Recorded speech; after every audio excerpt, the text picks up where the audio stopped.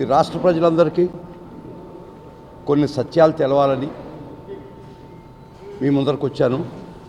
నేను ఈ కేసులో ప్రభుత్వం తరఫున కోర్టులో నా వాదనలు వినిపించాను కాబట్టి నేను ప్రజల దృష్టికి ఈ విషయాలు తెలవాలనేది నా చిరు ప్రయత్నం. మీకు అందరికీ తెలుసు, ఈ రాష్ట్రంలో ఇంతలా ప్రజా సొమ్మును దోచేసినటువంటి కేసులో ప్రభుత్వం చట్టపరంగా ముందరకు వెళ్తే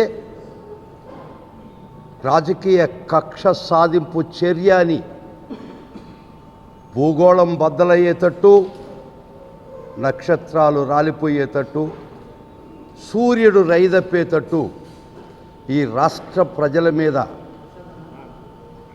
ప్రచారాస్త్రాలు, గోబల్ ప్రచారాస్త్రాలు సంధించిన వైనం మీకు అందరికీ తెలుసు. ముఖ్యంగా జిఓఎంఎస్ నంబర్ 4 స్కిల్ డెవలప్మెంట్ కార్పొరేషన్కి ఏ విధంగా ఇది ముందరకు పోవాలా, ఎంత ఆంధ్ర రాష్ట్ర ప్రభుత్వం వెచ్చించాలా, సీమన్స్ అని చెప్పబడే సంస్థ వారు చెప్పిన ప్రపోజల్ ఏంది అని జిఓఎంఎస్ నంబర్ 4 చాలా క్లియర్గా చెప్పినా కూడా ఎంఓయూకి వచ్చేతలకి ఆ విషయాలన్నీ మరుగున పడి ఈ రాష్ట్ర ప్రభుత్వం ఖజానా ఏ విధంగా లూటీ కాబడిందో అందరికీ తెలిసిన విషయం.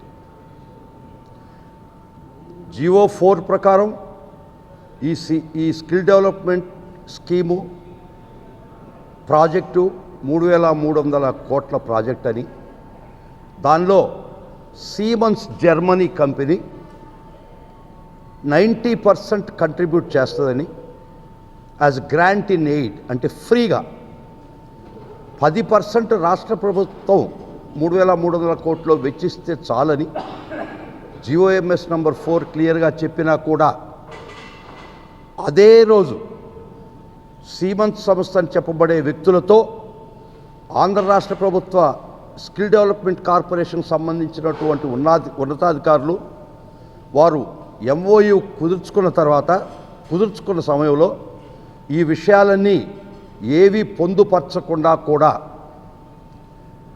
ఆంధ్ర రాష్ట్ర ప్రభుత్వం 371 కోటి ఈ ప్రాజెక్టుకు ముందర ఇచ్చేయాలని ఎంఓయు జిఓఎంఎస్ నంబర్ 4కి వ్యతిరేకంగా అందులో ఉండి కండిషన్స్ తారుమారు చేసి కూడా రాసుకున్నా కూడా తప్పుపట్టనటువంటి వైనం ఈ ప్రభుత్వ పెద్దలు. 371 కోటి రిలీజ్కి వచ్చినప్పుడు అప్పుడు ఉండేటువంటి secretary finance, principal secretary finance, chief secretary వగైరా ఇది చట్టసమ్మతం కాదు, వారు 90% జీవో ప్రకారం కంట్రిబ్యూట్ చేయలేదు, దానికి సంబంధించినటువంటి ప్రాజెక్ట్ ఏది 90% కంప్లీట్ కాలేదు, ₹1 కూడా జిఓఎంఎస్ నంబర్ 4లో చెప్పిన ప్రకారం వెచ్చించలేదని చెప్పినా కూడా చంద్రబాబు నాయుడు ఈ అబ్జెక్షన్స్ తీసుకున్నటువంటి ఫైనాన్స్ డిపార్ట్మెంట్ని ఓవర్ రూల్ చేసి తనకున్నటువంటి విస్తృతమైన అధికారాలతో వీటో చేసి బుల్డౌజ్ చేసి వారికి ఫైనాన్స్ డిపార్ట్మెంట్ అబ్జెక్షన్ తెలిపినా కూడా ఈ సొమ్ముని విత్డ్రా చేసి వాళ్ళకి డోలౌట్ చేసిన వైనం కూడా ఉంది. ఈ విషయాలన్నీ ఈ ప్రభుత్వం రాకముందే 2018 నాడే 5/6/2018 నాడే అసలు ఈ కేసు పూర్వాపరాలు పూనాలో directorate general of revenue intelligence, CBI వారు కొన్ని షెల్ కంపెనీస్ మొట్టమొదటి స్కిల్లర్ అనే కంపెనీ మీద రైడ్ చేసినప్పుడు వారి బ్యాంకు ఖాతాలు పరిశీలించిన తర్వాత అన్అకౌంటెడ్ సొమ్ము 100 కోట్లు వస్తున్నటువంటి వైను, దానికి జిఎస్టీ కట్టనటువంటి వైను కనుక్కొని ఆ కంపెనీ మీద రైడ్ చేసినప్పుడు వారి ఇన్వెస్టిగేషన్లో బయటపడినటువంటి విషయం వారు అప్పటి ఆంధ్ర రాష్ట్ర ప్రభుత్వానికి లేఖ ద్వారా తెలపడం జరిగింది. ఆంధ్ర రాష్ట్ర ప్రజా సొమ్ము 371 కోటి మీ ప్రభుత్వ సొమ్ము ఈ విధంగా సైఫన్ ఆఫ్ చేసి షెల్ కంపెనీస్ పంచుకుంటున్నాయి, మీరు చర్య తీసుకోమని లెటర్ రాసినా కూడా ఆ లెటర్లకు ఖాతరు చేయనటువంటి అప్పటి ప్రభుత్వం మరి అది సిబిఐ దృష్టికి పోయిందని తెలుసుకున్న తర్వాత 5/6/2018 date is very much important. ఈ ప్రస్తుత ప్రభుత్వం అధికారంలో లేని సమయం, కాన్బట్ సిచ్యువేషన్లో ఆ ప్రభుత్వం 5/6/2018 ఒక ఎంక్వైరీ ఏసీబీ చట్ట ప్రకారం కేసు రిజిస్టర్ చేయాలంటే ప్రిలిమినరీ ఎంక్వైరీ చేయాల్సినటువంటి చట్టం చెప్తుంది. దానికి అనుగుణంగానే 5/6/2018 ఒక ఎంక్వైరీ వేయబడ్డం జరిగింది. వేసినా కూడా అది that was pushed under the carpet. Enquiry వేసి మమానిపించి దాన్ని అట్టే పెట్టినటువంటి వైనం. మరలా విజిల్ బ్లోయర్ అనేటువంటి ఒక వ్యక్తి, విజిల్ బ్లోయర్ పేరు చెప్పకూడదు, directorate general of revenue intelligence మీద ఇన్ని 100 కోట్ల ప్రజాదొమ్ము లూటీ అయినా కూడా ఎందుకు సీతకన్ను మీరు ఈ విధంగా చూస్తున్నారు దాన్ని అని రాసిన తర్వాత అప్పుడు ఈ ప్రభుత్వం దృష్టికి వచ్చి ఇంత సొమ్ము దోచేయబడినప్పుడు ప్రభుత్వం చర్య చట్టపరంగా తీసుకున్నా కూడా దాన్ని రాజకీయ కక్ష అని ఈ రాష్ట్రంలో ఒక సెక్షన్ ఆఫ్ మీడియా ఎంత దూరం ప్రచారం చేసిందో మీదందరికీ తెలుసు. ముఖ్యంగా ఈ సాక్ష్యాలన్నీ సిఐడి సేకరించి అప్పటికి ఈ ఫైనాన్స్ సెక్రటరీ వీళ్ళందరూ 164 స్టేట్మెంట్లు, సిఆర్పిసి 164 స్టేట్మెంట్లు అంటే పోలీసు వారి దగ్గర ఇచ్చినటువంటి స్టేట్మెంట్లు కాదు, గౌరవ మ్యాజిస్ట్రేట్ ముందర ఇచ్చినటువంటి స్టేట్మెంటు. ఆ స్టేట్మెంట్లకు అంత శాంక్టిటీ ఉంది. గౌరవ మ్యాజిస్ట్రేట్ ముందర ఈ ఉన్నతాధికారులు ఫైనాన్స్ డిపార్ట్మెంట్లో పనిచేసినటువంటి అప్పుడు అబ్జెక్షన్ చెప్పినటువంటి secretary, principal secretary, chief secretary అందరికీ కొందరై 164 స్టేట్మెంట్లు మ్యాజిస్ట్రేట్ దగ్గర ఇచ్చిన పిదప ఈ ప్రస్తుత ప్రభుత్వం ఎంక్వైరీ మొదలుపెట్టి చట్ట ప్రకారం అడుగులు ముందరక వేసినా కూడా దాన్ని రాజకీయ కక్ష అనే మంత్రజలంతో ఆ పాపాన్ని కడిగేసుకోవాలని ఆ గత ప్రభుత్వం అనుకూలంగా వంతబాడుతూ ఒక సెక్షన్ ఆఫ్ మీడియా మరియు ఆ పార్టీకి సంబంధించిన రాజకీయ నాయకులు చేసినటువంటి రాజకీయ ప్రచారం ఈరోజు అంటే నిన్న గౌరవ సుప్రీంకోర్టు ఇచ్చినటువంటి తీర్పుతో పటాపంచలేని కదా అని మీకు చెప్పదలుచుకున్నాను. గౌరవ సుప్రీంకోర్టు చెప్పింది ఇది రాజకీయ కక్షతో పెట్టినటువంటి కేసు కాదు, రెజీమ్ రివెంజ్కిను ఈ కేసుకు ఎలాంటి సంబంధం లేదు అని తీర్పులో స్పష్టంగా పేర్కొన్నారు. Investigation should go on, could go on అని చాలా స్పష్టంగా పేర్కొనడం కూడా జరిగింది. ఎఫ్ఐఆర్ క్వాష్ చేయమని వాళ్ళు పదే అడిగినా వాళ్ళ ఎస్ఎల్పిలో ముఖ్యమైన ప్రేయరు అసలు ఈ ఎఫ్ఐఆర్ని క్వాష్ చేయండి అని చెప్పడం జరిగింది, కోరడం జరిగింది. కానీ గౌరవ సుప్రీంకోర్టు వారు ఈ ఎఫ్ఐఆర్ క్వాష్ చేసే సమస్య లేదు, ప్రసక్తి లేదని చాలా స్పష్టంగా కూడా చెప్పడం కూడా జరిగింది. ఈ రిమాండు సక్రమం కాదు, ఇది అక్రమమైన రిమాండు, దాన్ని కూడా ఆ విధమైన ఫైండింగ్ ఇవ్వమని కూడా అడిగినారు.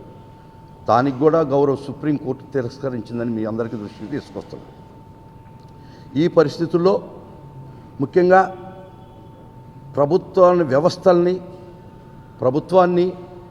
ప్రభుత్వం తరఫున వాదించే మా లీగల్ టీంని, ముఖ్యంగా నన్ను ఏ విధంగా దూషించారో మీ అందరికీ తెలుసు.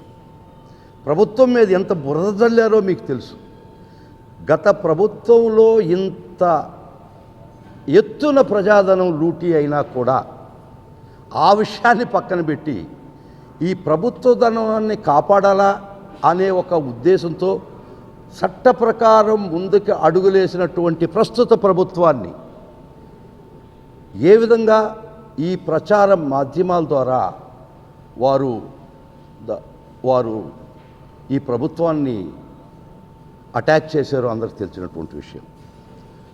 అవన్నీ పక్కన పెట్టినా న్యాయమూర్తుల్ని గౌరవ కోర్టులను కూడా వదలకుండా దుష్ప్రచారమైనటువంటి ఒక విపరీత ధోరణులతో టీవీ డిబేట్లతో ప్రింట్ మీడియాతో భయపెట్టే పరిస్థితి చేసినటువంటి వైనం మీ అందరికీ తెలుసు. వ్యవస్థను ప్రతిక్షణం భయపెట్టారు.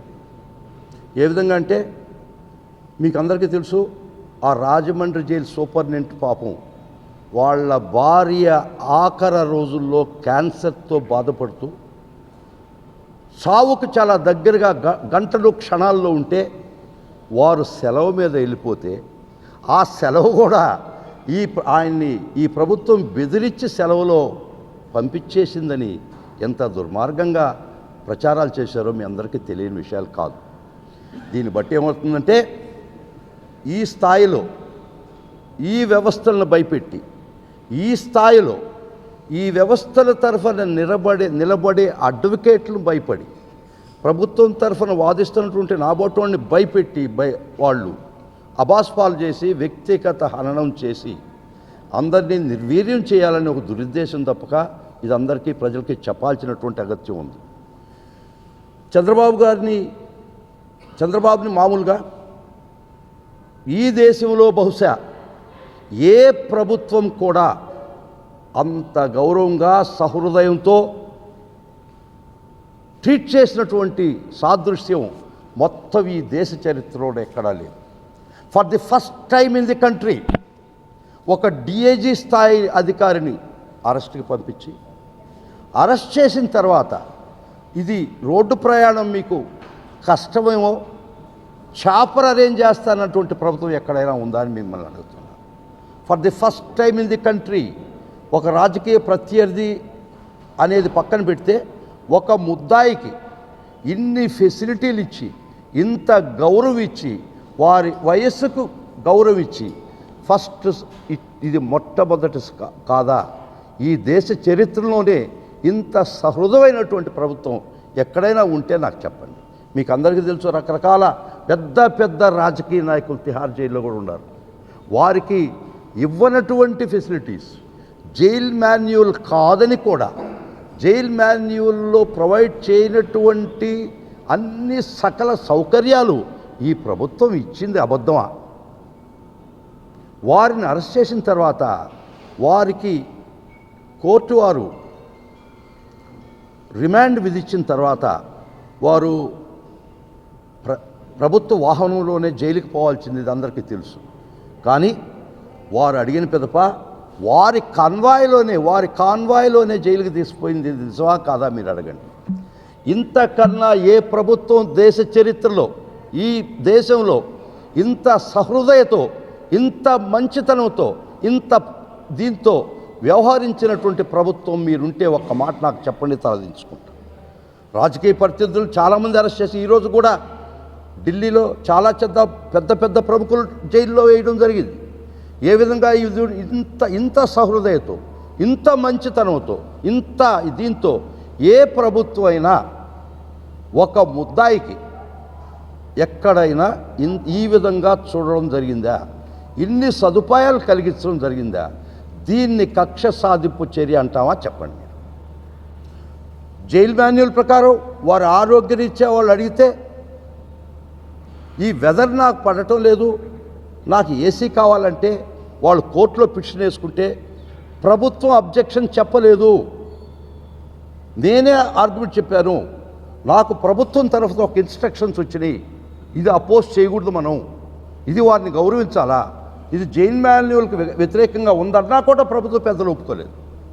జైల్ మాన్యువల్లో ఉండినా ఉండకపోయినా మనం ఆయనకి ఇవ్వాల్సినటువంటి గౌరవం ఇస్తాం, ఇది మనకి కక్ష సాధింపు ఎట్టి పరిస్థితిలో కాదు, మీరు అపోజ్ చేయొద్దని నాకు ప్రభుత్వం తరఫు నుంచి వచ్చినటువంటి ఇన్స్ట్రక్షన్స్. ఏసీ కావాలంటే ప్రొవైడ్ చేసింది క్షణాల్లో. సెక్యూరిటీని గురించి వారు అనుమానాలు వ్యక్తం చేస్తే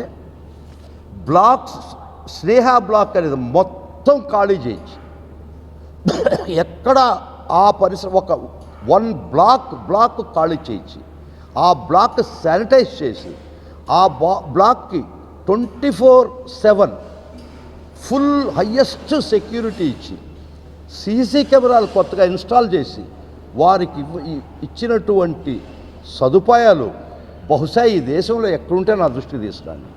ఏ ప్రభుత్వం కూడా ఇప్పుడు దాకా ఇటువంటి సహృదయంతో ప్రవర్తించిన ప్రభుత్వం ఉందా? ఇదే ఈ ప్రభుత్వం చేసిన పాపం. దీన్ని కక్ష సాధింపు చర్య అంటామా? చెప్పండి. ఒక్కసారి మీరు ఆలోచించండి. ఈ ప్రభుత్వం ప్రవర్తించిన తీరు, ఈ ప్రభుత్వం వారికి ఇచ్చిన గౌరవం ఇంతకన్నా ఎవరైనా ఎక్స్పెక్ట్ చేయగలిస్తారా? కానీ ఈ ప్రభుత్వం రిటర్న్ గిఫ్ట్ పొందింది ఏంటంటే కక్ష సాధింపు చర్య అనే ఒక దుర్మార్గమైన ప్రచారం. మేము ప్రభుత్వం తరఫున వాదనలు వినిపిస్తే వీ హ్యావ్ బికమ్ టార్గెట్స్. ఇవన్నీ వదిలేయండి. గౌరవ న్యాయమూర్తుల మీద ఏ విధమైనటువంటి ప్రచారాలు చేశారో, ఒక మహిళా న్యాయమూర్తి అని కూడా ఆలోచించకుండా వారు చేసినటువంటి కామెంట్స్ కైండ్లీ సీ.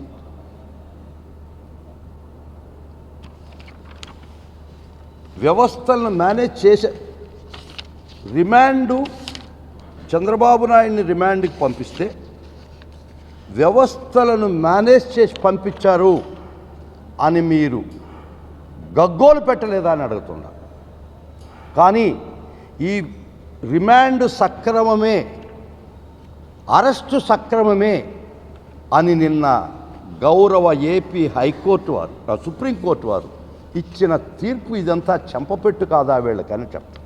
ఎందుకంటే ఖచ్చితంగా ప్రజలకు తెలవాల్సిన అవసరం ఉంది.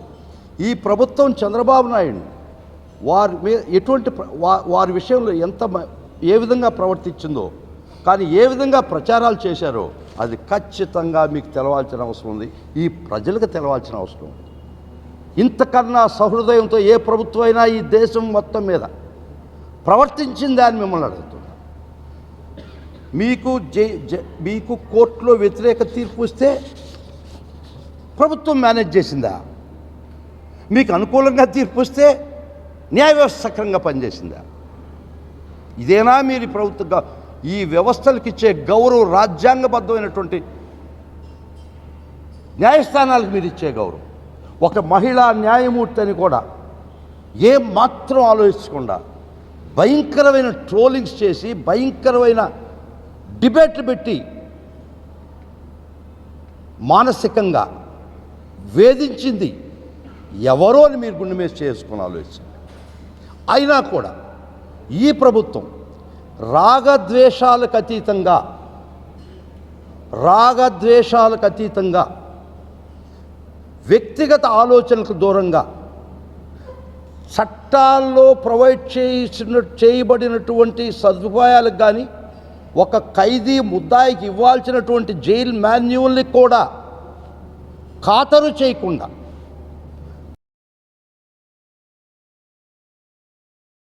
చంద్రబాబు నాయుడు అవసరాల కోసం, వారి రక్షణ కోసం, వారి ఆరోగ్యం కోసం ఇన్ని చర్యలు తీసుకున్నటువంటి ప్రభుత్వాన్ని మీరు నిందించారంటే మీకన్నా పాషాణ హృదయాలు ఎవరైనా ఉంటారా అని అడగదు. జిఓఎంఎస్ నెంబర్ 4 కాడి నుంచి ఎంఓయు దాకా 50 షెల్ కంపెనీలకి డబ్బు ఏ విధంగా మళ్లించబడ్డదనే సాక్ష్యాలు ఏసీబీ కోర్టు ముందర పెట్టిన తర్వాత గౌరవ న్యాయమూర్తి, ఏసీబీ జడ్జి గౌరవ న్యాయమూర్తి వారు అన్నీ పరిశీలించి రిమాండ్ చేస్తే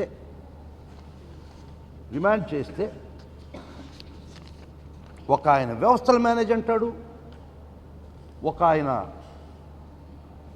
ఇది అమానవీయం అంటారు. అమానవీయం అంటే అర్థం నాకేం తెలియలే.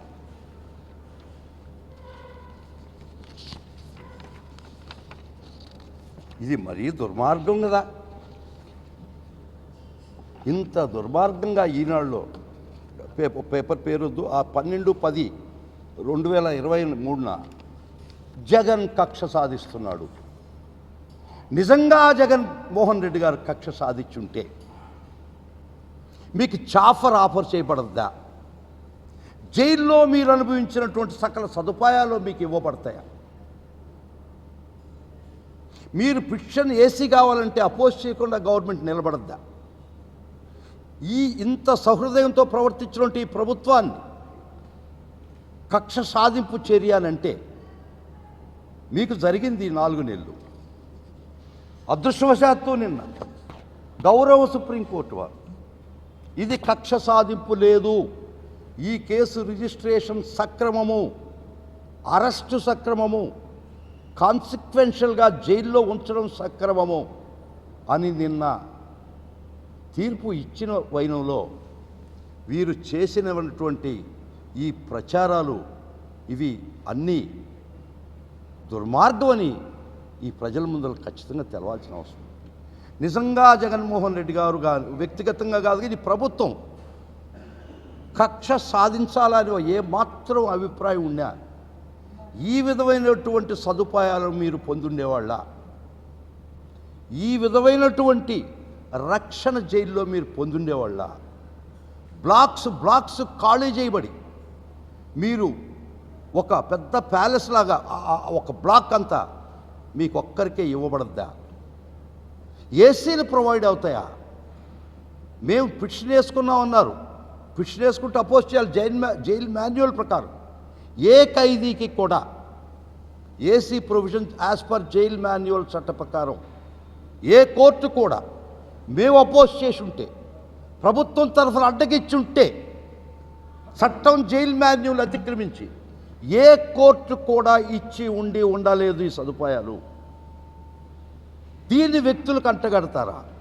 ఈ ప్రభుత్వం కక్ష సాధించిందని అంటగడతారా? నిజంగా బాధేస్తారు.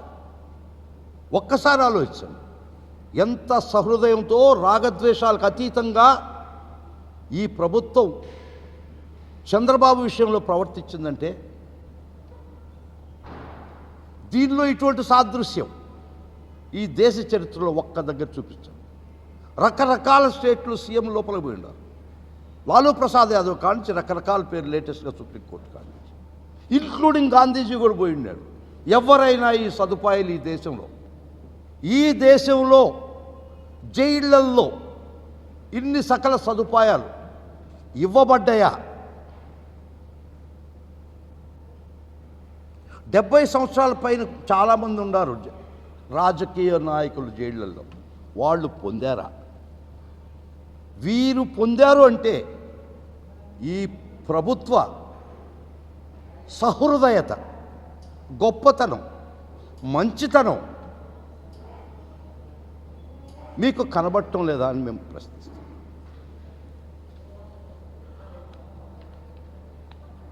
ఇంకొక విషయం చెప్పదలుచుకున్నాం.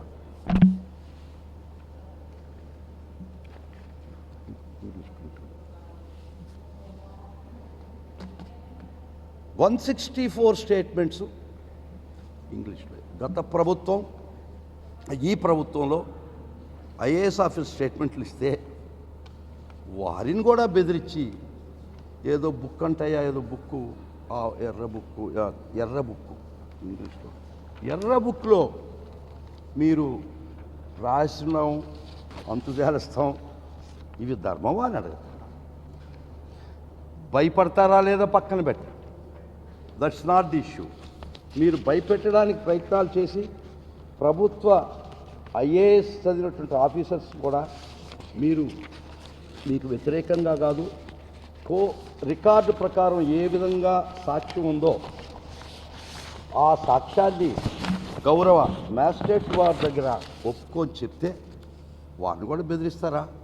మీరు వ్యవస్థను భయపెడుతున్నారు, వ్యక్తులను భయపెడుతున్నారు, వ్యక్తిగత హననం చేస్తున్నారు. ఒక్కటే షెల్టర్ తీసుకుంటున్నారు. ఎక్కడైనా మీ కేసుల్లో right from writs or whatever it is, మీరు టెక్నికల్గా నన్ను అరెస్ట్ చేయడం లేదు, ఈ కేసులో నాకు 17A లేదని చెప్పారు, కానీ మేము చేయలేదు, మాకు సంబంధం లేదని. ఎందుకంటే ఓవర్వెల్మింగ్ ఎవిడెన్స్ ఉంది. 164 స్టేట్మెంట్ కోర్టులో ప్రొడ్యూస్ అయ్యి ఉంది. అది దారిని పోయే దానయ్యే సాక్ష్యాలు కాదే. గౌరవప్రదమైనటువంటి ఐఏఎస్ ఆఫీసర్స్, ఈ ప్రపంచంలో మేధావి వర్గం అని చెప్పబడే 1% ఆఫ్ ది పాపులేషన్, ఈ ప్రభుత్వాలను నడిపే వ్యక్తులు వారిచ్చారే స్టేట్మెంట్, 164 స్టేట్మెంట్లు. ఈ పరిస్థితుల్లో ఇన్ని సాక్ష్యాధారాలు ఉంటే 371 కోటి ఏ విధంగా ప్రజాసొమ్ము దోచేయబడి ఏ విధంగా పర్కులేట్ అయ్యి ఎక్కడికి వచ్చిందని ప్రతి విషయం కూలంకషంగా ఏసీబీ కోర్టు వారి దగ్గర పార్ట్ 2 సిడీస్, పార్ట్ 1 సిడీస్ పెడితే పక్కన చేరి నోటీస్ ఇవ్వలేదు, అరెస్ట్ అక్రమం. పెద్ద స్థాయిలో ఉండే వ్యక్తులు ఒకటి అర్థం చేసుకోండి, ప్రతి అరెస్టుకు నోటీస్ ఇవ్వాలని చట్టంలో ఉందా? అది తెలియకుండానే నోటీస్ ఇవ్వలేదు కాబట్టి అరెస్ట్ అక్రమం. మీ తెలివి తక్కువతనం మీరు ఎక్స్పోజ్ చేసుకుంటూ దాన్ని ప్రజల్లోకి తీసుకుపోయే ఒక దుర్మార్గమైన చర్య జరిగింది. ఏ కేసులో నోటీస్ ఇస్తారయ్యా? 41A notice 7 years and 7 years below offence ఉంటే ఇవ్వాలి, అది కూడా ఇవ్వాల్సిన అవసరం లేదు. 41లో ఉన్నటువంటి కండిషన్స్ లేకపోతే ఆ కేసులో అప్పుడు మాత్రమే 41A notice, that for offences below 7 years. దీనిలో 10 ఏళ్ళు లైఫ్ ఇన్ ప్రిజన్ ఉంటే దీనికి నోటీస్ ఇవ్వాలని చట్టం చెప్పకపోయినా, నోటీస్ అవసరం లేకపోయినా ఎవరో ఒక పెద్దలు నోటీస్ ఇవ్వలేదు, అరెస్ట్ ముందర. ఇది ప్రజల్లో మీరే చట్టసభలు పార్లమెంట్లో ఉన్నటువంటి చట్టాలు చేసే వ్యక్తులే మీకు తెలవకపోతే ఈ ప్రజల్ని తప్పుదారు పట్టించే విషయాలు కాదా ఇవి? This is statement. 41A notice is not contemplated in offences where they are punishable for more than 7 years. Law specifically says for the offences below 7 years, and if the conditions that are prevailing in section 41 are absent, then only 41 notice is to be given. That too for offences punishable for below 7 years, not for the offences punishable after more than 7 years. Notice ఇవ్వలేదు, arrest అక్రమం. ఏం మాట్లాడుతున్నారయ్యా మీరు? మీరు చట్టాలు చేసే వ్యక్తులు, మీరు చేయబడ్డ చట్టాలు మీకే తెలియకపోతే, మీరు చేసిన చట్టాలు మీకే తెలియకుండా ప్రజలను తప్పుగా పట్టడం ఎంత దుర్మార్గమో చూడండి. ఇవన్నీ పక్కన పెడితే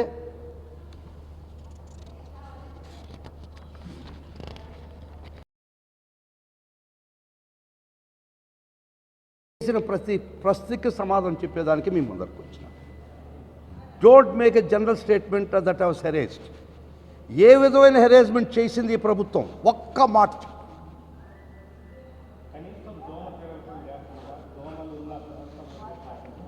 దోమలుని ప్రాంతం కొత్తగా వీరి కోసం అప్పటికప్పుడు దోమలుని ప్రాంతం ఎత్తుకొని రాజమండ్రి సెంట్రల్ జైలు కట్టబడింది.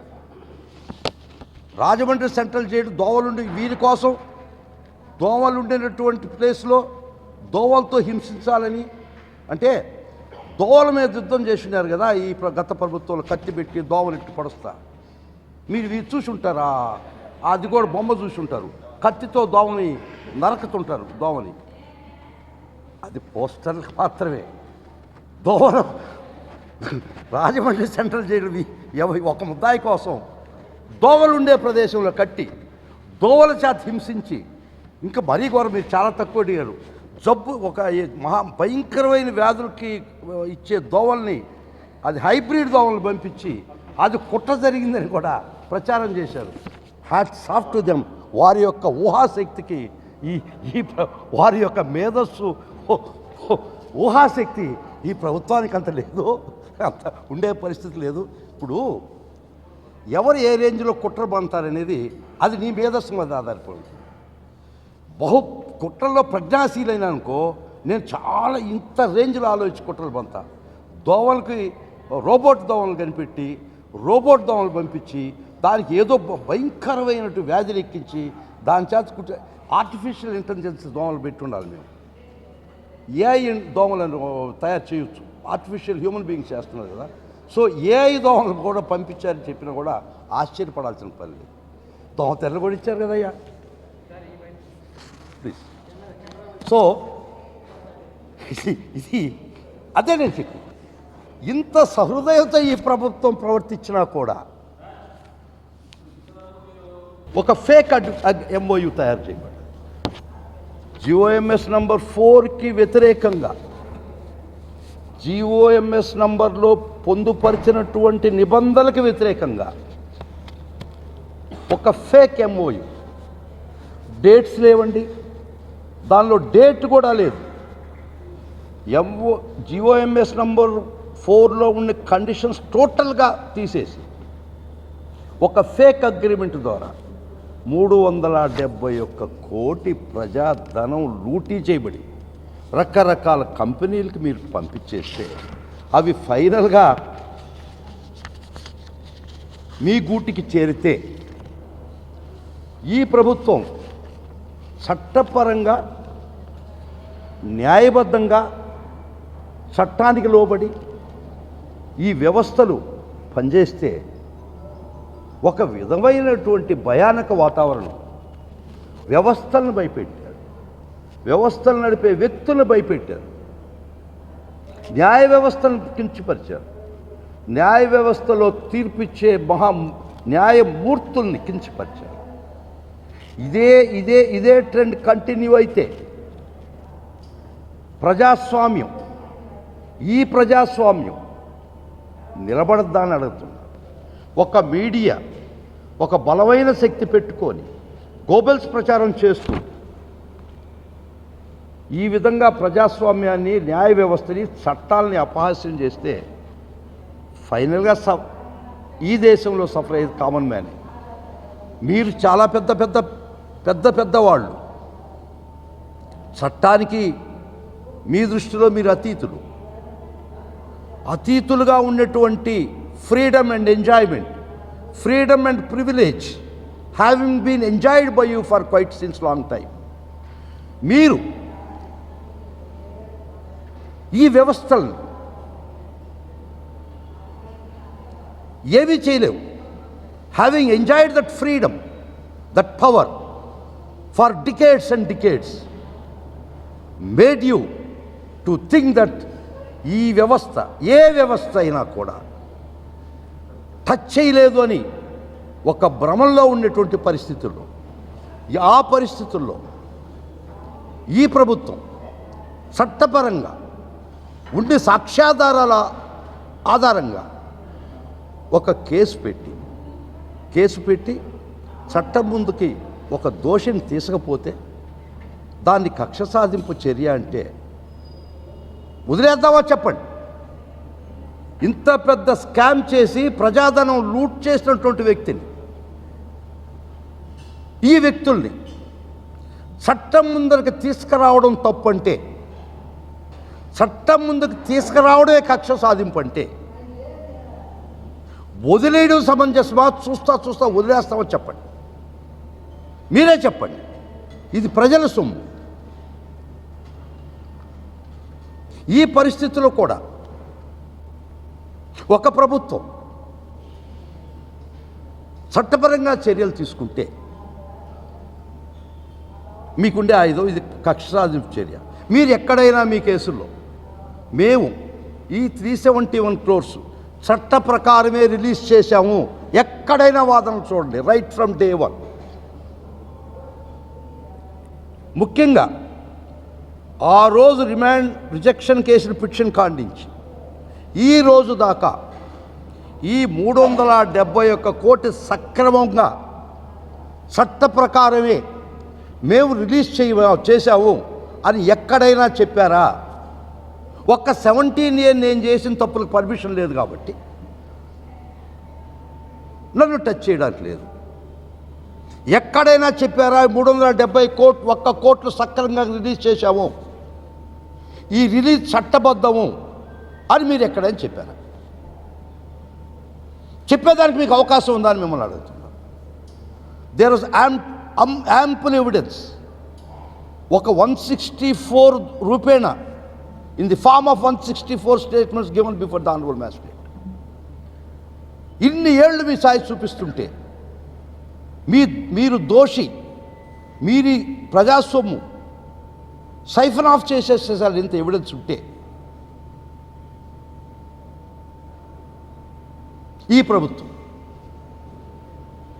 ఈ ప్రభుత్వానికి పట్టింది కదా ఇది ప్రజాసొమ్ము లూటి ఈ ప్రభుత్వం చూస్తూ నెల్సన్ అయి టర్న్ చేయాలన్నా ఈ ప్రభుత్వం చెప్పండి. ఈ ప్రభుత్వం తరఫున నేను కేసు చేయడం తప్ప చెప్పండి. ఈరోజు కూడా ఈ కేసు పూర్వపరాలు కేసు నేను చేశాను కాబట్టి ఈ కేసు వరకే మాట్లాడుతున్నాను. నేనేం జనరల్ డిబేట్కి లేదు, రాజకీయ చర్చకి రాలేదు. ఈ కేసుకు సంబంధించి ఈ కేసు పూర్వపరాలైంది, ఈ కేసులో ఏ విధంగా ప్రభుత్వం తరఫున కోర్టులో వాదనలు వినిపించాం, ఆ వాదన సారాంశం ఏంది అనేది ముఖ్యంగా నేను ఈరోజు ఈ ప్రెస్ మీట్కి వచ్చినటువంటి ఉద్దేశం. కూలికి పనిచేసేవాడు ఒకడు, ప్రాణం ఇచ్చి పనిచేసేవాడు ఒకడు. నేను కూలికి పని చేయలేదు. Commitment to the people who appointed me in this post. ఈ పోస్ట్ నాకు ఇచ్చిన ఈ ప్రభుత్వం తరఫున నేను పనిచేసిన వాళ్ళు చార్టర్డ్ అంటే వ్యక్తిగతంగా నన్ను ఇరకని పెట్టారు. ఆ పెద్దవాళ్ళు నేనేం కామెంట్ చేయకూడదు. వాళ్ళు చాలా చాలా పెద్ద పనివాళ్ళు, చాలా పెద్ద పనివాళ్ళు.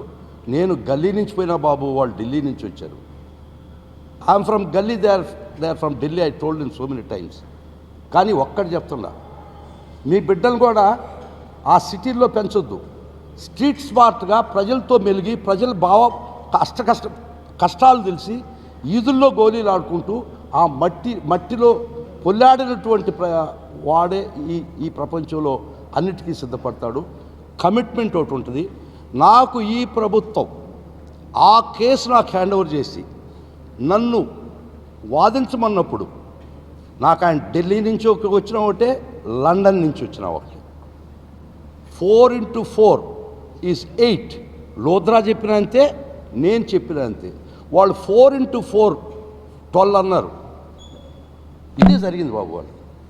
వాళ్ళకి తెలుసో తెలియదు నాకు తెలియదు. కానీ 17A ఈజ్ సో సింపుల్. 26/7/2018 నేను ఎటు చూసి మాట్లాడను, మీరు అటు క్వశ్చన్ వేశారు, నేను ఇటు చూసే మాట్లాడుతున్నాను. 26/7/2018 17A అమెండ్ అయింది. దానికి 3 ఫేసెట్స్ ఉన్నాయి. 17A 3 parts of it, 3 faces. ఒక బ్రహ్మది 3 ముఖాలు ఉన్నాయి దానికి. One is that no enquiry or enquiry could be initiated అంటే from the date of amendment 26/7/2018. ఈ కేసులో 5/6/2018 ఎంక్వైరీ ఇనిషియేట్ అయ్యింది. We are out of that. For the decisions taken, ఏ నిర్ణయాలు 26/8/7/2018 తర్వాత నిర్ణయాలకి మేము వాళ్ళ మీద కేసులు పెట్టాలంటే పర్మిషన్ తీసుకున్నాం. ఈ నిర్ణయాలు 26/7/2018 తీసుకొని ముందరకు తీసుకున్న నిర్ణయాలు we are out of that. While discharging official duties అంటే అప్పుడు దీనిలో 409 కూడా ఉంది పీసీ యాక్ట్ పక్కన. ఒక ప్రభుత్వ ఉద్యోగి committing criminal breach of trust is not part of his official duties. దాని కింద కూడా వారు ఇదే విధమైనటువంటి జడ్జిమెంట్ కేరళలో చెప్పింది. దీనికి ముందర పూర్వాపరాలు చెప్పొస్తాను మీరు అడిగారు. వాళ్ళు ఫస్ట్ కాస్ట్ పిటిషన్ వేసింది గౌరవ ఏపీ హైకోర్టులో. ఆ ఏపీ హైకోర్టులో వేసినట్టు కాస్ట్ పిటిషన్ ఇదే వాదనలు వినిపించాం. ఆ వాదనలు సక్రమంగానే వాళ్ళు కాస్ట్ పిటిషన్ కొట్టేశారు. దాని మీద మన సుప్రీంకోర్టుకు పోయింది వారు. సో ఇక్కడ ఢిల్లీయా గల్లియా ఇస్ ఇమ్మెటీరియల్. బుల్లెట్ దిగిందా లేదా అనేది క్వశ్చన్.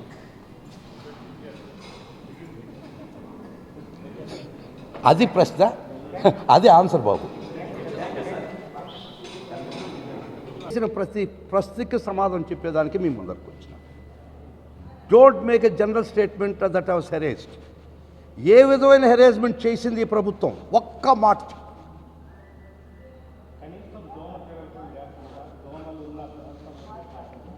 దోవలుండి ప్రాంతం కొత్తగా వీరి కోసం అప్పటికప్పుడు దోవలుండి ప్రాంతం ఎత్తుకొని రాజమండ్రి సెంట్రల్ జైలు కట్టబడింది. రాజమండ్రి సెంట్రల్ జైలు దోవలుండి వీరి కోసం దోవలు ఉండేటటువంటి ప్లేస్లో దోవలతో హింసించాలని, అంటే దోవల మీద యుద్ధం చేసినారు కదా ఈ గత ప్రభుత్వంలో, కత్తి పెట్టి దోవలు ఎట్టి పడుస్తా. మీరు చూసి ఉంటారా, అది కూడా బొమ్మ చూసి ఉంటారు, కత్తితో దోవని నరకుతుంటారు దోవని.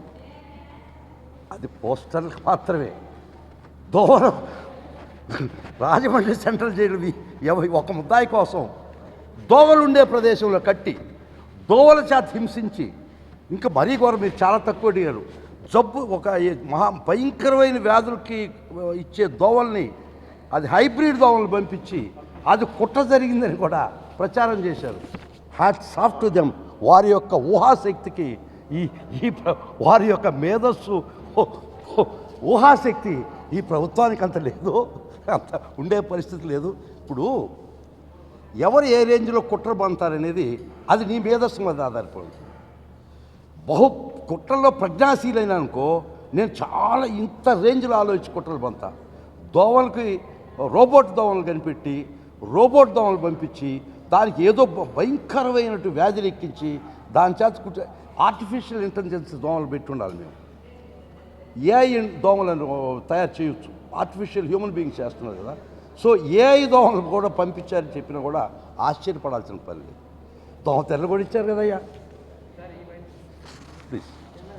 సో ఇది అదే నేను చెప్పి, ఇంత సహృదయత ఈ ప్రభుత్వం ప్రవర్తించినా కూడా పిరికివాడు రోజు చచ్చిపోతాడు, ధైర్యవంతుడు ఒక్కరోజు చచ్చిపోతాడు. ఒక్కటి చెప్తున్నాను, నాకు ఇచ్చిన నిబంధనలు, నా కేసుకు సంబంధించి, నేను చేసిన కేసుకు సంబంధించి ప్రభుత్వానికి గొంతు లేదు కదా, ప్రభుత్వానికి ఒక మనిషి కాదు కదా, ప్రభుత్వాన్ని రన్ చేసేటువంటి, ప్రభుత్వం కేసు చేసినటువంటి వ్యక్తి వారు ఆ కేసు పూర్వాపరాలు మాట్లాడడం నిబంధనలకు వ్యతిరేకం ఉంటే ఆ నిబంధనలు చూపించు బాబు అని అడుగుతున్నా. అంటే ఇది నేను చెప్పా, నన్ను ఏదో చేసేస్తారు ఆ ప్రభుత్వం వచ్చిన దానికి నిలబడి చెప్పా. నన్ను ఏదో చేసేస్తారు వచ్చే ప్రభుత్వం అని మీరు చాలా స్పష్టంగా అడిగారు. మీరు నాకు ముందర ఇన్ఫర్మేషన్ ఇవ్వడం చాలా ధన్యుణ్ణి. చాలా జాగ్రత్త ఏం చేస్తారు. ఒక డిటర్మెంట్ కిల్లర్ నుంచి ఎవడు ఎస్కేప్ కాలేడు. నన్ను నిజంగా ఆ విధంగా చంపానుకుంటే నేను భయపడే ప్రసక్తి లేదు. ఎందుకంటే భయపడ్డా చచ్చిపోతాం, భయపడకపోయినా చచ్చిపోతాం. మీరు ఒక్క విషయం బాబు అడిగారు కదా, సద్దాం హుస్సేన్ని ట్రైల్ చేస్తుంటారు, ట్రైల్ చేస్తారు సద్దాం హుస్సేన్ని. ఆయనకి ఎట్టా తెలుసు ఉరిదిపోతున్నాడని. సద్దాం హుస్సేన్ ట్రైల్ చేసినప్పుడు ఎట్టా తెలుసు ఆయనకు ఉరిదిపోతున్నాడని. అప్పుడు అతనేం భయపడలేదు. సో ఒకటి, ప్రభుత్వం మారితే నిన్ను ఏం చేస్తారంటే చంపేస్తారట. నా ప్లీజ్ టెల్ మీ, చంపేస్తారా?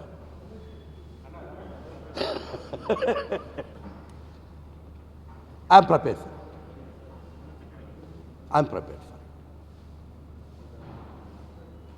ఇక్కడ సుప్రీంకోర్టు తీర్పు కూడా రకరకాలుగా వర్ణిస్తున్నారు. నేను ఒక్క చిన్న విషయం చెప్పి బాబు చెప్పేస్తా. లోతు దుఃఖంలో గిర్సల్లో సంతోషం అనుభవిస్తున్నారు వాళ్ళు. మోకాటిలో దుఃఖంలో మోకాటిలో సంతోషం అంట, నడువుల్లోతు దుఃఖంలో మోకాటిలో సంతోషం. వాళ్ళు లెట్ దెమ్ ఎంజాయ్ దట్. చాలా మంచిది బాబు. మంత్రశాంతనానికి ఒప్పుకున్న తర్వాత బిడ్డొచ్చా పట్టాలా, ఇంకేమొచ్చినా పట్టాలా. ఈ ప్రభుత్వం తరఫున కేసు చేసిన వ్యక్తిగా ఈ ఒక్క కేసు మాట్లాడుకునేదానికి నాకు ఏ నిబంధనలు అడ్డురావు. నేను జనరల్గా డిబేట్లు మీ గొట్టాలు పెడుతుంటారు చూడు, అక్కడనే జడ్జిలు, అక్కడ యాంకర్లే జడ్జిలు, కూర్చున్నోళ్ళే జ్యూరీ మెంబర్లు. అది నేను చేయటంలే, అది ప్రొహిబిటెడ్.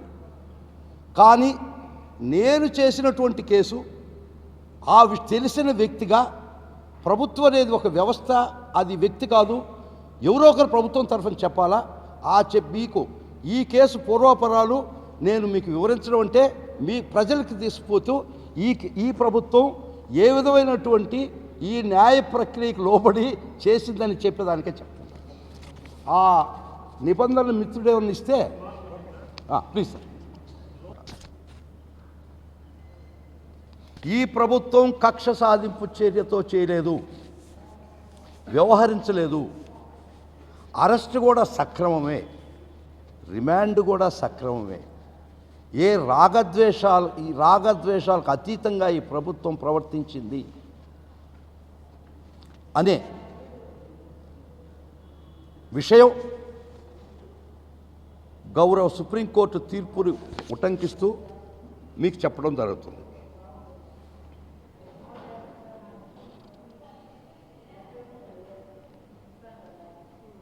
వారికి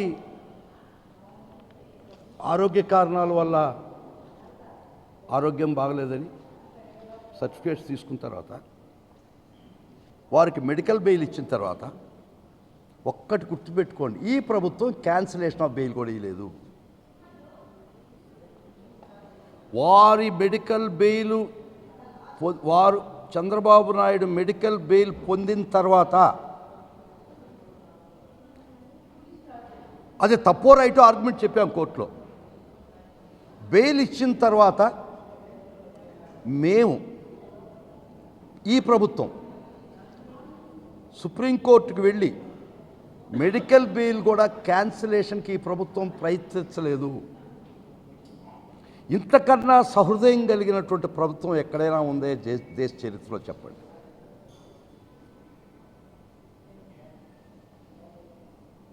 We never filed a petition for cancellation of medical bail in Supreme Court. Though we know that he was not entitled for medical on those grounds for medical bail. ఆ grounds అక్కడ పొందుపరిచిన విషయాలు సరైన medical బెయిల్కి warrant కాదు అని తెలిసినా కూడా ఒకసారి గౌరవ న్యాయమూర్తి చేసిన తర్వాత we never made an effort for the cancellation. అది ఈ ప్రభుత్వం మంచితనం, అది ఈ ప్రభుత్వ సహృదయత, అది ఈ ప్రభుత్వ రాగద్వేషాలకి అతీతంగా వ్యవహరించినటువంటి తీరు. ఇది నిజమా కాదా ఆలోచించండి.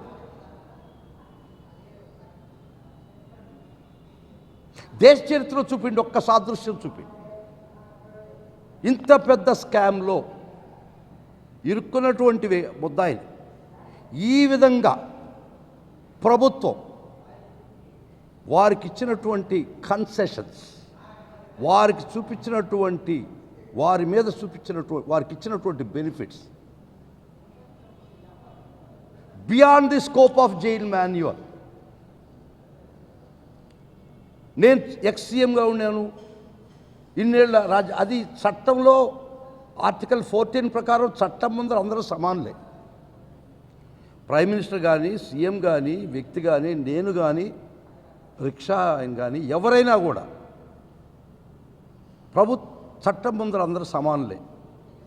అయినా కూడా ఎక్కడైనా ఇన్ని బెనిఫిట్స్ జైల్ మాన్యువల్లో వ్యక్తికి తేడా ఉందా? జైల్లో మీరు ఎక్కడైనా వాళ్ళు పిటిషన్ వేసుకుంది, వారు వేసుకున్నారు పిటిషను, వారు వేసుకుంటే పిటిషన్ జైల్ మాన్యువల్కి లోబడే ఉండాలి కదా. జైల్ మాన్యువల్లో ఇవ్వబడినటువంటి సదుపాయాలకి లోబడే ఉండాలి కదా. దాన్ని అతిక్రమించి ఇవ్వడానికి లేదని మేమేమన్నా ప్రభుత్వం ఏమన్నా అడ్డం చెప్పిందా? నెవర్.